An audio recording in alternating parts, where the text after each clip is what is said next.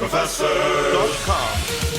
Hey everybody, it's Podcast Professor Lij, and on this video, I want to show you guys how easy it is to make your own intro music or outro music for your podcast.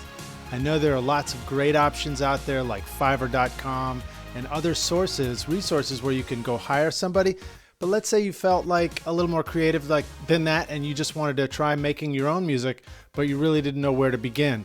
Well, it's much easier than you think, and I'm going to show you how you can make your own intro music in no time at all just using your iPhone.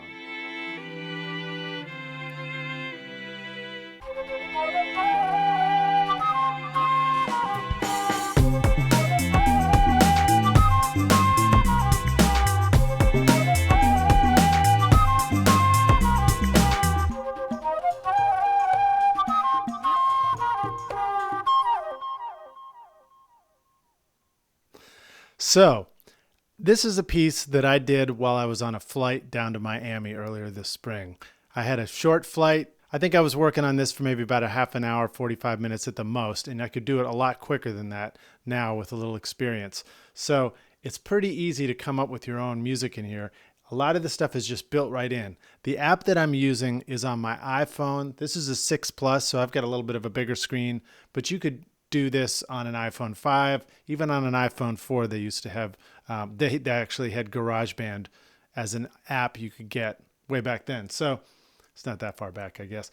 But anyway, the point is the Garageband app is not that much money. I think it's about $10 now at the App Store. And it comes with a whole bunch of sounds and built-in loops and everything that make it really fun to come up with your own music. And I'm going to give you guys a walkthrough and kind of show you how I did this piece here. Okay, so here we are in the basic home screen of the iPhone, and it's got all your app icons. You can see I've got the GarageBand app right here. If I open that up, it starts out with this screen that gives me some options. I've already created some music here, and I actually have my copy of the piece that I did on the flight. And let me start by opening that up, and I'll give you guys a little bit of a walkthrough of what some of those different parts are, and then I'll see if I can quickly show you how you could just goof around and come up with your own ideas. So I'll open up the song. It takes a moment. It opens up really quickly, as you can see. If I hit play, you'll hear the music.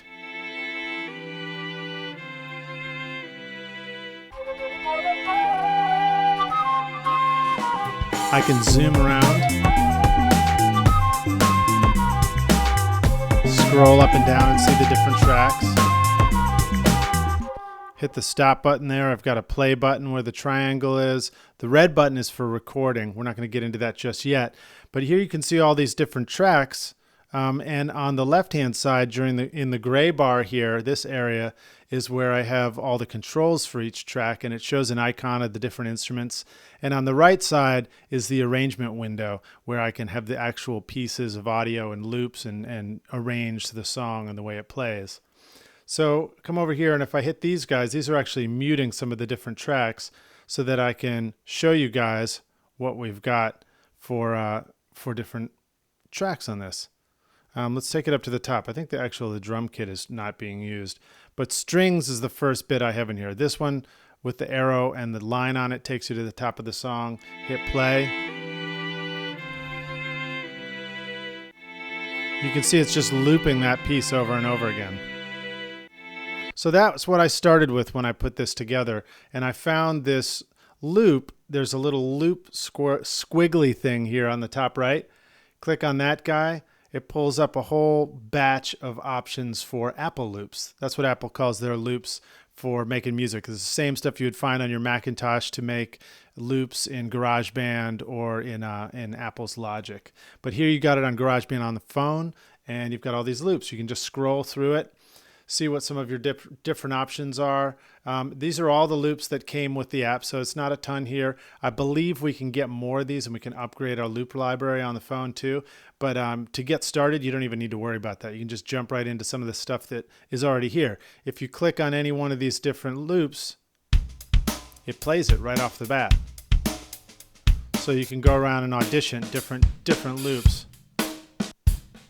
until you find something that feels groovy. if you've noticed, a lot of podcast intros are really simple. Sometimes it's just a drum beat and that's looped over and over again with a little bit of a fill going in and a fill coming out. And that leaves a lot of room for a voiceover, for somebody to do a voiceover and at the beginning of the show and put their own words and intro onto it.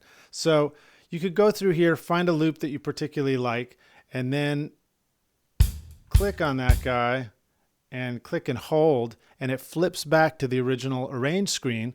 And then you just come find a track to drop it on. Here, I'll drop it on the end of the strings track.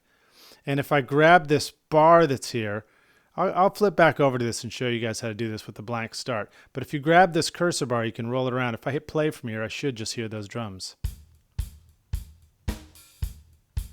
Pretty cool, huh? And then you've got volume control here, so you can kind of change the sound of those drums right there. Hit the stop button. You can scroll left and right. And there it's telling you how to make your song longer too. So anyway, that's what I did is I found a string loop on that first one. And let me see how I found that. Let's see if I can remember how I found that. All instruments. Right now I'm an instrument. I'm on all drums, which you can see. If I click on that guy, it gives me a whole variety of instruments that I can look for loops from. And let's see, I went for the string. Oops, let's go back to instrument, strings. There it is right there. If you go to a strings, you can click on any one of these. Look at that, first one. Very creative, Lij. I grabbed the very first loop that came up. That's what I built that song off of. You got all kinds of other sounds too.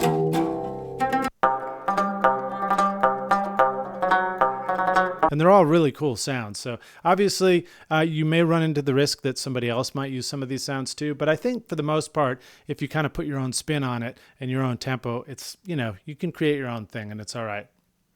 By the same token, if you go to Fiverr.com and get intro music or pull down MP3s from a site that has royalty-free music, same story. You might pick some music that somebody else decides to pick too. So you always run that risk on a certain level unless you hire somebody to compose original music for you. So that's where I got my loops from. Let me cancel out of that, go back in here, and you can see, I'll show you some of these arrange windows. Okay, now I want to see if I can get rid of that loop that I added at the end. I believe on the iPhone I can just shake it. See if it'll do it. Ah, shoot, it's not giving me the shake feature on this. All right, so I believe I've got the hook arrow over here, which will do undo. It'll just undo the last move I did. Now I'm back to the arrangement that I had before. You can see I had the strings come in at the top, and then I added the drum kit.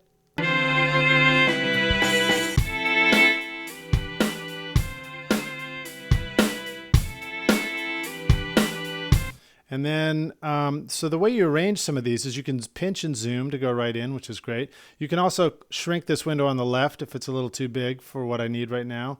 See, I just grab that guy and slide it where there's sort of like three little lines there. It's almost like a grip on the edge of that. That gives me a little more room to see the arrangement here. I can go to the top again, play it, the strings go, and then the drums came in here. And I actually got a little bit fancy. So what I did is I went into this original drum loop and I grabbed some bits and pieces of things and kind of made a fill that comes in. So obviously this, I may be getting a little fancier than you need to, but I'll show you what it did. So I just grabbed a fill from somewhere, a couple of hits, and then had it go into the loop. And then underneath it, if I unmute this next track where it says kits there, it turns blue and you can tell it's unmuted. I go back here by clicking at the top, hit the play button, and you're going to hear that this other loop comes in underneath.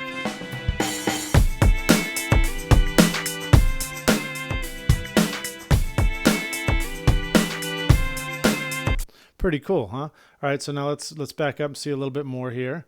Let's unmute the flute and we'll hear what that's doing.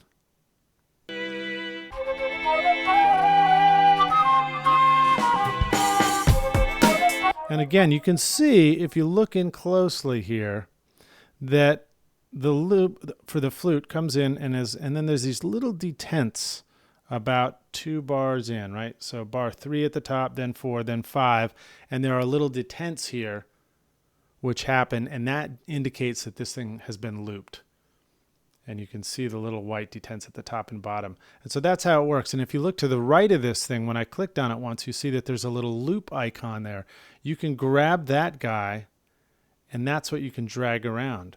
So there's the original loop of the flute.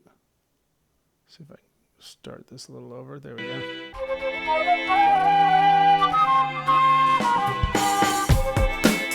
Oops, sorry. I actually went a wee bit long there, because I couldn't quite see it. So that's what the original loop is. And then then when you click on it, it should give you a loop command, or it just gives you the loop at the end there. There, if I click it again, now it gives me the loop option. See that? Click on loop, and it actually just loops it right up until it bumps into the next piece of audio. Or if there's no audio there, it'll just go to the end of the song.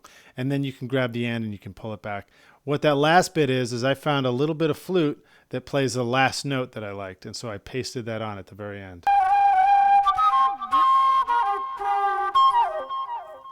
See, and it's got this delay feature on there too, and that is built in too. If I click on the wheels and then go to track, you get some features like mute, solo, track volume and pan, echo level, and reverb level. That's built right into this. So all you got to do is just bring that echo level up or down and find a mix that you like, something that just sounds cool. Don't worry about whether you're doing it right or not. Just do what's fun and trust your ear. And that's how that works. And so then, here, let's see, I'll zip over here. I'll pull up these last two tracks, and we'll close this guy again. Zoom back out. Press play. See, we got the strings. Flute comes in. Drum fill. 2 drum beats and a bass part. And then some percussion in the bottom.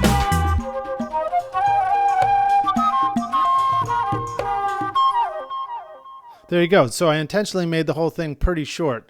I don't even know what that is, 20 seconds or something like that. Maybe not even that much. 15 seconds would be a pretty ideal length for a podcast intro. Sometimes people get carried away and they try and have them be really long because they really like the song a lot. I don't advise it because I think it gets kind of boring. And really the point is, if people are listening to your episodes, they want enough of it to get a good feeling and have that branding of the podcast and the theme song, but they want to get past the theme song and right into the content because that's what they're really here to listen to. So the shorter you can make it, the better. Finding a way to get into it, have a little bit of a build up, a little bit of a build out, and you're done. It can be a really cool effect for building your intro. So that's a cool way to do it. Let me show you this bass here. That one, you notice that is colored green. If you double click on it, let's see. Oh, no, it's not if you double click. Sorry, if you click once and then hit edit, it's going to open it up in a Midi edit window so you can really see what's going on. And then if I scroll up and down, I'll find out where the actual Midi notes are. See that? Those are all Midi notes. So those blocks represent the notes that are playing this particular keyboard instrument. See, it has the sounds there. Anyway, it's gonna go back to the top if I do it like that. Let me zip back a little bit.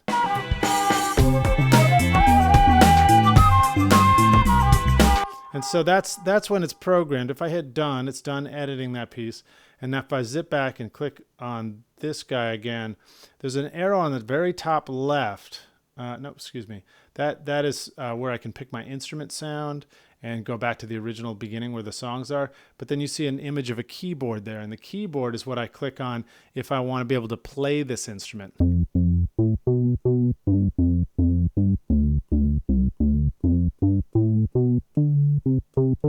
So pretty cool. So that's where I came up with that bass line. I just made something up that kind of went with those other parts. But that's basically an overview of what's inside this. I'm going to do another video next where I actually compose a track from beginning to end. But this just gives you a quick perspective on what's going on in here and what some of the potential is. When you were done with this, there's a way to export this as an MP3, and then you can bring it onto your computer, put it right into your whatever you're using to edit with for your podcast. If it's GarageBand, for example, it'll load right into GarageBand, Logic, Audition, Pro Tools, PreSonus Studio One. Any of these options are going to work great for it. I'm Professor Lij Shaw, podcast professors. As always, remember to podcast yourself. And we'll see you guys in the next video. Cheers.